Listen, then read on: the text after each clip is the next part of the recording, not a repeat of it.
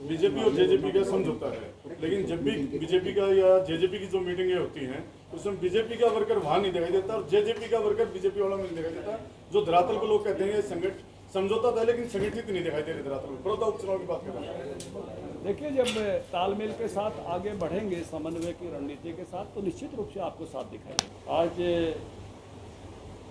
हमारे 20 जिला अध्यक्ष यहाँ उपस्थित थे और 2 जिला अध्यक्ष हमारे क्वारंटाइन हैं, वो वर्चुअली उपस्थित थे। तो 22 के 22 जिला अध्यक्षों के साथ आज एक मैराथन बैठक हुई और उस बैठक में आगे की संगठनात्मक संरचना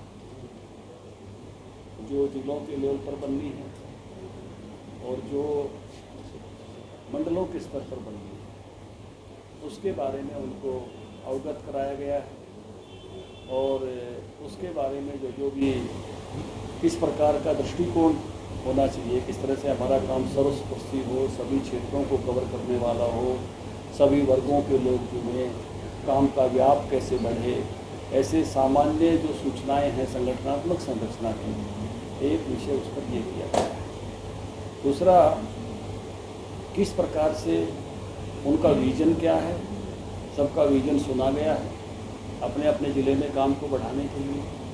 फिर प्रदेश का विजन क्या है इस काम को बढ़ाने के लिए, तो उनसे साझा किया गया है कि आने वाले वर्षों में किस प्रकार से पार्टी का हर वर्ग तक पहुंचाना है, स्थायी जनसमर्थन खड़ा करना है, कार्यकर्ताओं को बढ़ाना है और कार्यकर्ताओं को किस प्रकार से प्रभावशाली कार्यकर्ताओं को प्रशिक्षित करते हुए और निखारना है। तो जो प्रदेश का जो विजन है उसकी जानकारी उनको दी गई। तीसरा जो विषय उनके साथ साझा किया गया है कि जो आत्मनिर्भरता का अभियान है भारत प्रधानमंत्री नरेंद्र मोदी जी का, उसके एक एक स्टेप्स को उनको लेकर चलना है। जैसे वृक्षारोपण हुआ है, अभी रेहड़ी पटरी वालों के जो लिए जो आत्मनिर्भरता का विषय है उसका टास्क दिया गया है कि प्रदेश में कुल कितने रेहड़ी पटरी वाले हैं और जो प्रधानमंत्री जी की योजनाएं उनको लाभ पहुंचाने की उन तक उनका लाभ पहुंचाने का काम करना है। हम हर बार ऐसे ही मासिक रूप से किसी एक वर्ग को लेकर और उस प्रकार से आत्मनिर्भर भारत का जो अभियान है उसके लाभ नीचे तक अंतिम व्यक्ति तक पहुंचे, उसके लिए काम करेंगे। एक पार्टी को में 2 बातों को विस्तार देना है, एक सेवा, एक सहयोग। सेवा का मतलब है CSC जो चलती है, अटल सेवा केंद्र जिसको कहते हैं, ये हमारे हर कार्यालय पर चले और लोगों के जो छोटे छोटे काम हैं CSC के वो वहाँ पर कराए गए हैं। हमारे प्रमुख नेता लोग भी जो अपना ऑफिस चलाते हैं, कुछ प्रभावी लोग होते हैं जो अपना ऑफिस चलाते हैं, विधायक चलाता है, सांसद चलाता है, वहाँ भी इस प्रकार से अटल सेवा केंद्र खुले और उसके साथ साथ जनप्रतिनिधि अपना समय दें।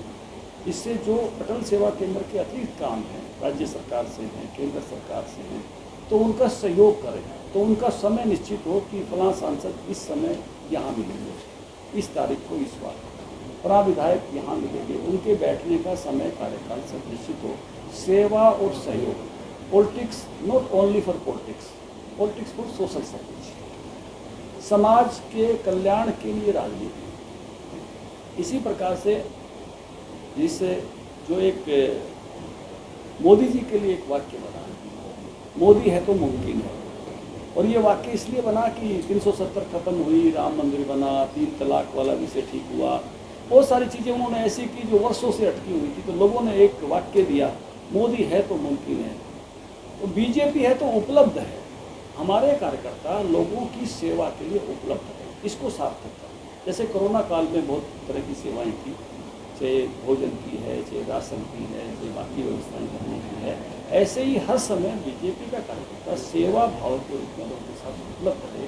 तो उस नाते से वो अपनी अवेलेबिलिटी की एक रूपरेखा कि आगामी जिलों में अपनी टीम कैसे गठित करनी है, मंडलों की टीम कैसे गठित करनी है, उनका जिले को संचालन को लेकर विजन क्या है और प्रदेश का विजन क्या है, आत्मनिर्भर भारत पर कैसे आगे बढ़ना है और सेवा और सहयोग को प्राथमिकता बनाना है। पॉलिटिक्स पर पॉलिटिक्स नहीं, पॉलिटिक्स पर जन सेवा, इस विषय पर आज सारी चर्चा नए जिला अध्यक्षों के साथ। अध्यक्ष महोदय, भारतीय जनता पार्टी बेरोजगारी पर बात नहीं करती, महंगाई पर बात नहीं करती, विपक्ष का आरोप है कि जिस तरह भारतीय जनता पार्टी हर विषय पर बात कर रही है और हर विषय को आगे बढ़ाने के लिए काम कर रही है। इस समय में भी मनरेगा के रोजगार के अवसर बढ़ रहे हैं।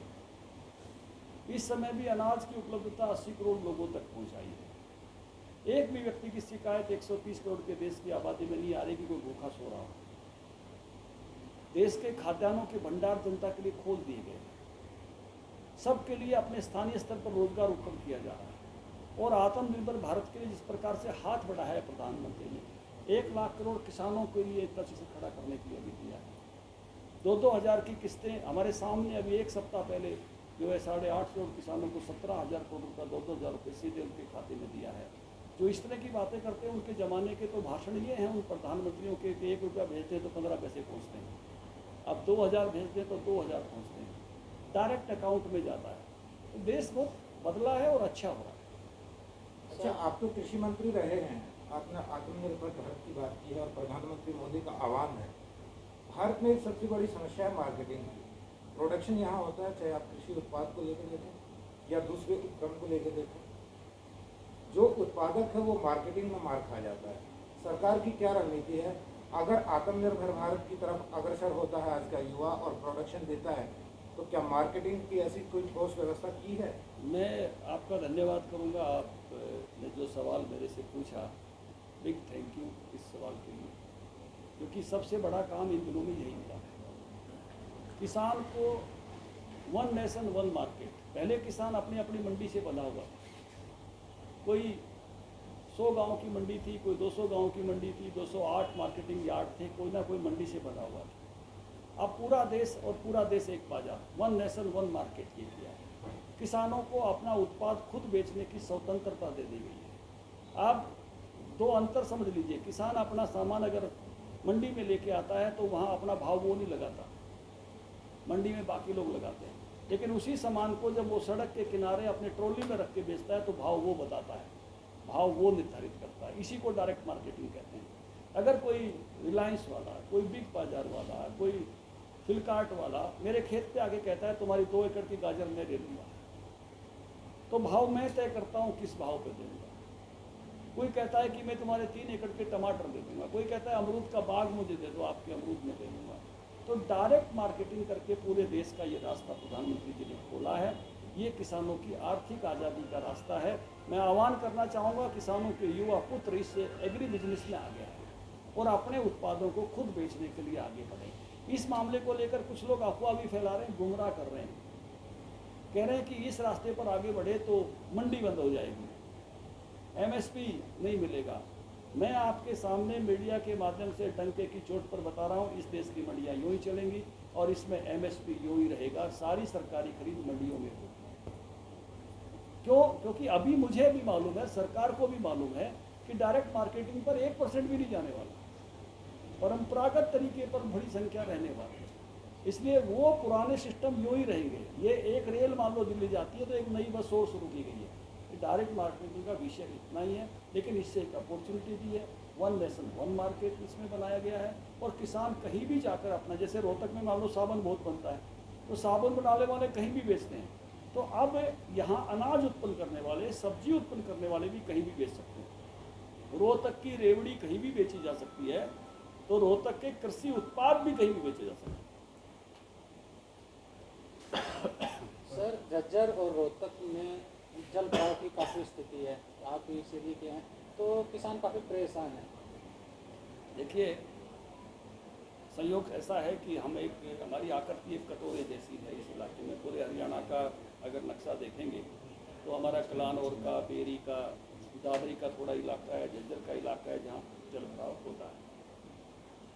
लेकिन सरकार बहुत ही मुस्तैदी के साथ, हमारा जो नहर का विभाग है, सिंचाई विभाग है, तो बहुत मुस्तैदी के साथ इस काम में लगता है कि पानी को जल्दी से जल्दी निकाला जाए। तो वो इस काम में मुझे लगता है कि और मुस्तैदी के साथ जहाँ ऐसी कठिनाई है तो लगेंगे और तेज़ी के साथ उस पानी की निकासी करेंगे, जिससे ज़मीन जो है खेती के लिए किसानों को मिल सके। सर, आवारा पशु है, खासकर गाय, वो सड़कों पर काफ़ी दुर्घटनाएं भी हुई। रेवाड़ी में तो एक शख्स की मौत हो चुकी थी। अध्यक्ष, आप पिछले 2 दिन से सोनीपत डिस्ट्रिक्ट में विशेषकर बड़ौदा हल्के में और सभी की नज़रें, मीडिया की नज़रें और राजनेताओं की भी, सत्ता और विपक्ष की भी नज़रें बड़ौदा उपचुनाव पर लगी हुई। उसमें क्या लग रहा है, भारतीय जनता पार्टी सीट निकाल देगी?